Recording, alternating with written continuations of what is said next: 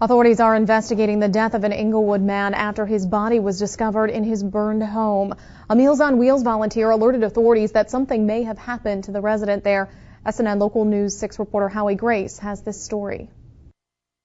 My friend Lewis Mercer was an awesome man, grew up on Siesta Key, born and raised in Sarasota. On Friday, Terry Hull recalled the life and death of his best friend, Lewis Mercer. A friend of mine and I were looking over Lou, and we set him up with Meals on Wheels probably about a month ago. On Thursday, the driver for Meals on Wheels became concerned when the 56-year-old Mercer had not answered his door for 2 days, so she called the sheriff's office. When our deputy arrived there was some windows open. He went through one of the windows, and he smells that there had been a fire in the house.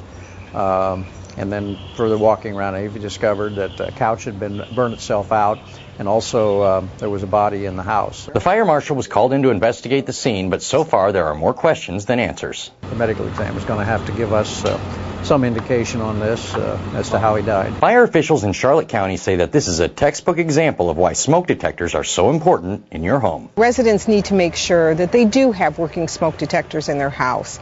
And a working smoke detector is the best tool that they can use to save their life in a fire. And this is not the first time such a fire has claimed a life in Charlotte County. We had one of these before, Howie, that lady burned to death in a house, and nobody even knew. And it was one of those fires that consumed the bed and then burned itself out due to lack of oxygen. And while officials look for answers, Hall says he will remember his friend. I lost a brother of 32 years.